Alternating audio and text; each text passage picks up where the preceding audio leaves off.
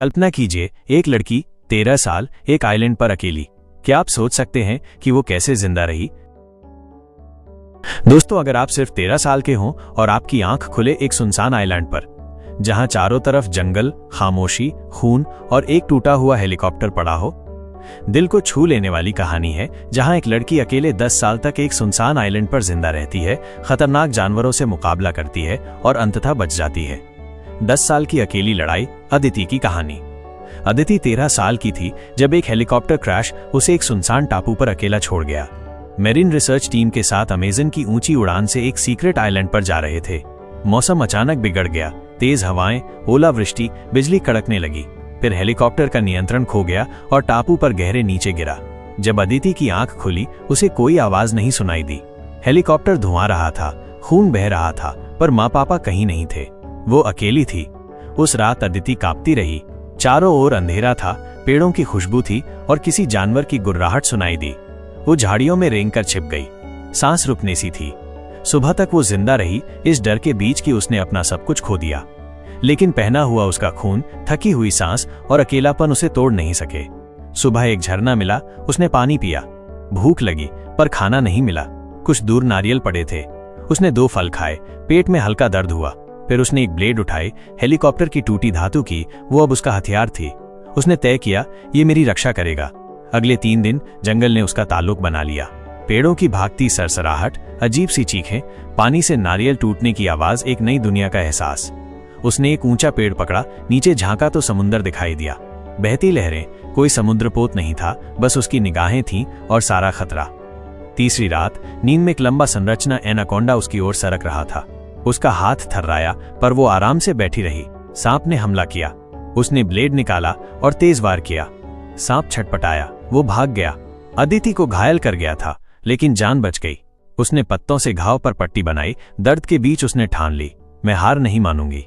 उसने टहनियों, बेलों और पत्तों से एक झोंपड़ी बनाई। बारिश पत्तों की लेप से टपकती लेकिन नहीं घुसती।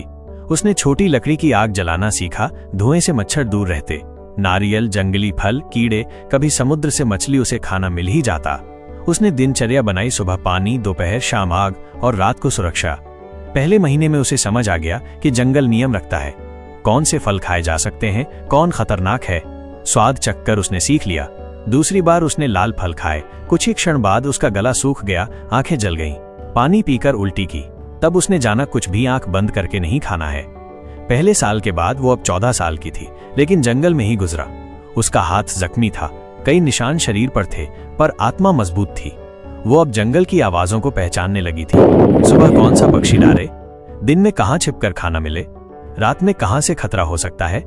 उसने मार्शल कौशल सीख लिए, जैसे अनजान जानवरों से रक्षा करना, पट्टी बनाना, आग जलाना, जंगली पेड़ों पर चढ़कर सुरक्षित जगह देखना। 5वें साल में अदिति अब 17 की हो चुकी थी। जंगल उसकी मां जैसी सच लगने लगी थी। रोज दलदल, कीचड़, पानी से भरे हिस्से, मगर अब वो संभल कर चलना जानती थी। उसकी झोपड़ी मजबूत थी। उसने छत पर भट्ठी सी जगह बनवा ली, मौसम से झोपड़ी सुरक्षित रहती। उसने छोटी विक्तह ब्रांड बना ली थी। नारियल पानी से शराब की तरह, कीड़ों को तलकर प्रोटीन मिला, मामूली जाल बनाकर मछली फंसाई। 4थे साल में उसे एक चीख सुनाई दी। तेज बारिश की रात थी, बचाव आवाज थी। उसने झटपट बाहर दौड़ी। झाड़ियों में कोई परछाई घिरी रही, फिर गायब। रहस्यमयी था, कहीं कोई अन्य जीव था। उसने कई दिन आवाज के पीछे खोजा, कुछ न मिला। हो सकता था सपना था, हो सकता था परछाई, लेकिन एक हड्डी में डर जिंदा हो गया। 7वें साल में मित्रता की अनुभूति हुई। एक बंदर ने उसकी ओर दोस्ताना इशारा किया। वो बचकर राखी से यात्रा करता बचा, जो उसने हथेली में रखा हुआ गुड़थली था। बंदर पास आता, हेलीकॉप्टर ब्लेड से उसने एक नारियल गिरा दिया। बंदर भागा, पर उसने जाना, अकेलेपन में एक छाया भी साथी बन जाती है। एक दिन जब वो समुद्र किनारे नारियल जलाकर खा रही थी, उसे दूर से हेलीकॉप्टर की मोटी आवाज सुनाई दी। उसने आग जलाई, कपड़े फहराए, चिल्लाई, मैं यहाँ हूँ। लेकिन हेलीकॉप्टर बीच समुद्र से आगे निकल गया। शायद उसने उसे नहीं देखा। वो टूट गई। आंसू आए, पर उसने खुद से कहा, एक मौका अभी बाकी है। 10वें साल की सुबह एक टीम समुद्र की दूर से दिखी। एक रेस्क्यू बोट बस्ती की ओर आ रही थी। अदिति ने दौड़ लगाई, चिल्लाए, धुएं के निशान दिखाए, पत्थर की चिन्ह दिखाए। रेस्क्यू टीम चकरा गई। उन्हें यकीन नहीं हुआ समुद्र के बीच में एक लड़की जंगल जैसी हालत में 10 साल बची रही। टापू के पास पहुंचकर उन्होंने उसे बोट में बिठाया।